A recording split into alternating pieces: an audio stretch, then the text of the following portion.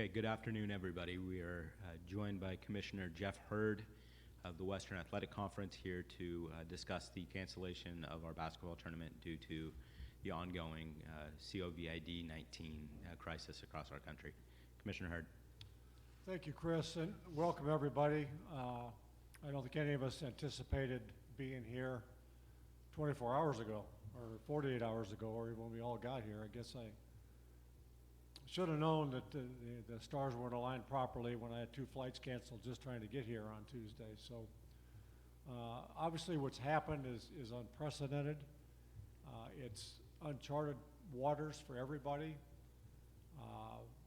You know, how we got here today began, I guess you could say it began earlier, probably last week, but it really began last night and led to a decision we made today to cancel the remainder of the WAC Basketball Men's and Women's Basketball Tournament.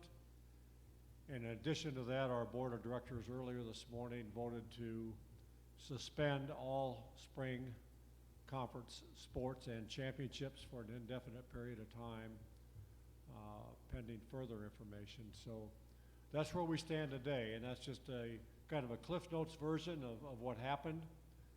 And so I'm just going to simply open this up for questions and answer to the best of my ability what you need to know. Okay, Rachel will be coming around with a wireless mic. Please remember to identify yourself, and we will take time for everybody.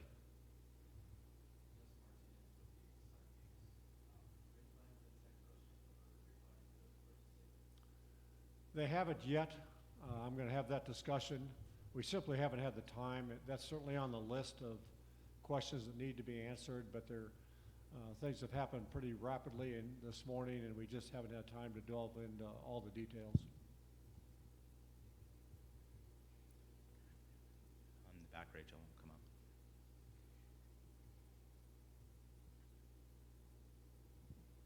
To Villanueva with KRGV, how difficult was it to make that call to cancel this basketball tournament?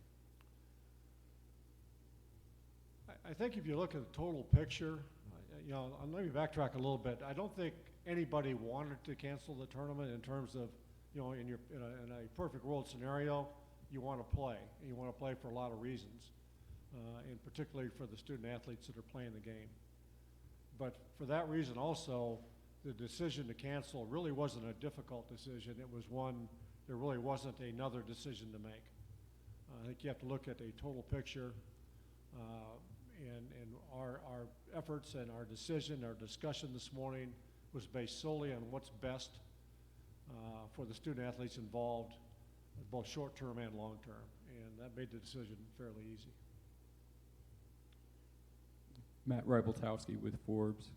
There's a report that one WAC player was taken to the hospital last night, but thankfully he tested negative for COVID-19. How relieving is it for you that it wasn't worse there? Well, let me correct something here. You couldn't take somebody to a hospital last night, test them for COVID-19, and have a result back that quickly. It just doesn't happen that way. But to answer your question,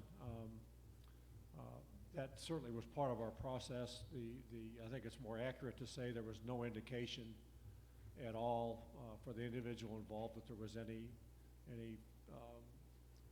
coronavirus indication for that particular individual. So that certainly was a relief, no question about that. Thanks for the clarification.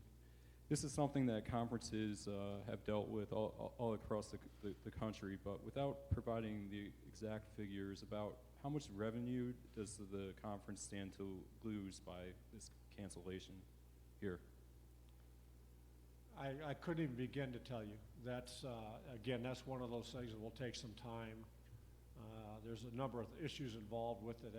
That's not just ticket refunds or ticket sales. It has to do with sponsorships and other things, and we just simply haven't had the time to, and quite frankly, that wasn't even a concern as we made the decision. It wasn't something that factored into whether it was a huge loss of money or no loss or whatever. That wasn't part of our consideration. Jonathan Singh, Eyewitness News, Bakersfield. Was there something that transpired yesterday night internally here that maybe clicked a trigger saying, hey, we might have to shut this down at any given point yet last night? Well, we canceled the game last night. That was the trigger to this morning's discussion. I don't think, I will say, when we went into our meeting this morning, I didn't know at that time what was going to be the outcome. We had three choices. We either played the tournament as it was originally planned and fit in the game that was canceled last night, or we play it by limiting the number of fans that can attend, or simply not having fans, or cheerleaders or bands, or we simply don't play it. And I shouldn't say simply, because it's never a simple thing. But again, I have to go back to what's in the best interest of everybody here, and it really is we're in a situation today that none of us know the extent of the danger that's out there. It's not something you can see. It's not something we don't know, and I think it's always wise to, if we're going to make a mistake, we're going to make it on the side of caution, and we may be accused of ultra caution, and if that's the case, so be it. I think we made the right decision. I think we made the only decision that was available that made sense, and I think as we move on, when we look back on this, and that day will come, and we'll look back and we'll say, we'll know a lot more, and we'll say, boy, that was a good decision, that was a bad decision, or whatever. I don't think there's any way that we won't say that it was a good decision.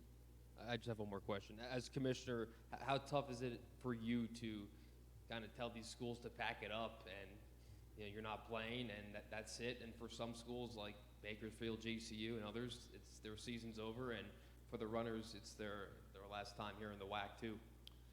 Yeah, it's that kind of thing is difficult in any circumstance, but quite frankly, this decision was made by our member institutions and everybody competing in this tournament. It wasn't the commissioner of any conference, and I'm no different than the others. It wasn't me sitting back in a room going, boy, this is what we need to do. Our institutions were heavily involved in the discussion. We were fortunate from this standpoint. We had a previously scheduled board of directors or school presidents meeting for today.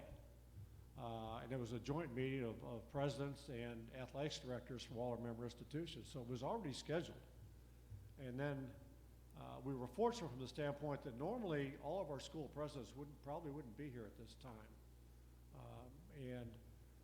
So we were able to have good input from them, from our ADs, and as we talked about this, the conversations even extended to what's going on in individual campuses. How are they handling their moving forward? Are they going to have on-campus classes? Are they going online? Are they shutting down? What are they doing? So that factored into it also. So while I think we're all sensitive to the difficulty for the student athletes of having a season come to an abrupt and unexpected end, the end result simply was that we didn't have any other decision that was available to us. Eric, Fox 5 out of Vegas. You touched on it a little bit right there, but what are the next steps that you're going to be taking moving forward for this year, for next year, for anything in the future? You talking about specific to the basketball tournament or to the other things? For the tournament, and then going forward from that. Now that the tournament's not happening, what are you doing to move forward, and what are you moving forward beyond the tournament? Well, I think relative to the tournament, we're going to have a whole lot of, when we get back to our office and our staff, and several staff members here, and they do a good job, a great job putting on this tournament. So we'll do a review of our own operation. We'll do a review of what happened, and we'll do a review of how we handled it. But as relative to the tournament, we're going to be here again next year, and we'll start planning again. We'll also do a review with the Orleans and people from the Orleans arena and the various issues that we have to address, ticket refunds being one of them. And that's going to take some time, but it's really one of those things that, we have a number of, we'll probably come up with some things we don't even know about right now. But we'll simply do a complete review of the tournament. We would actually do that any year. And then we move forward, we try to improve on things we can improve on and start planning for the future. Sam Gordon, Las Vegas Review-Journal. I know you said earlier that there are no indications that the individual has coronavirus, but just to your knowledge, has this individual specifically been tested for a coronavirus, and is there enough information to definitively say that this person doesn't have it? The person doesn't have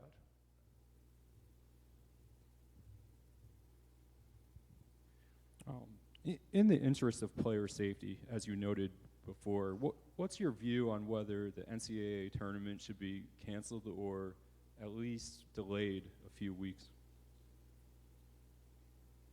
I think given that of what's happened nationwide, and not just with the intercollegiate athletics, but with the professional leagues, I think a wise decision would be to, at a very minimum, delay it. And probably the best alternative at this time is to not play it. But I say that I don't have all the information available to me that the NCAA office has available to it. I'm sure whatever decision is made will be made with a lot of input. So, but just sitting here today, it would appear that would be the best alternative, is to not play it.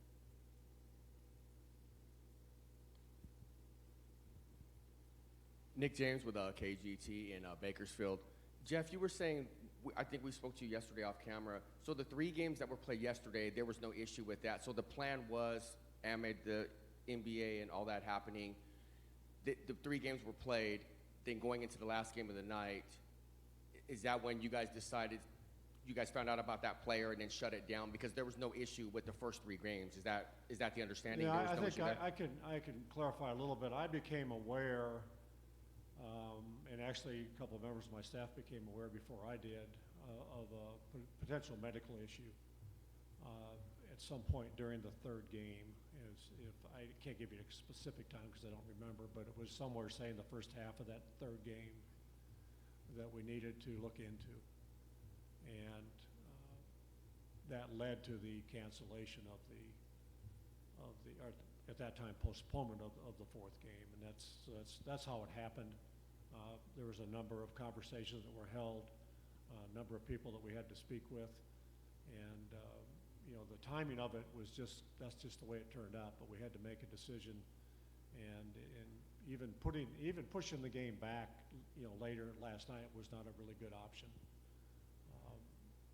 So we just, we gathered as much information as we could possibly gather, made the decision based on what we knew at the time, and decided it wasn't worth taking any kind of a gamble or a chance on playing a game and putting people at risk. Up here, Rachel.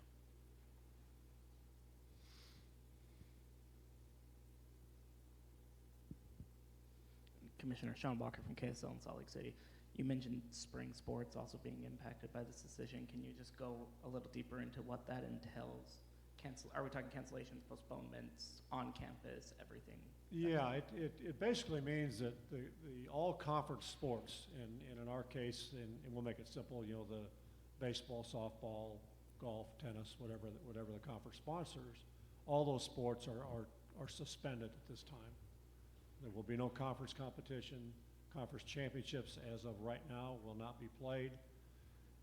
Our board will have a conference call beginning on Monday, and we'll have a call each Monday for the next 4 weeks, at least. And we will adapt as situation changes, if it does. We may know more in a week than we certainly we'll know more in a week than we know today. We'll know more in 2 weeks than we know today, but this is also tied into what's going on individual campuses and how that has to be handled. And it's just, again, it's one of those situations where we just don't know everything that we need to know. And so we are taking a cautious approach. And, you know, come April 1st or April 15th or whatever the date may be, maybe there'll be a different decision made. But as of today, we are prepared to go through the entire spring without playing any conference sports.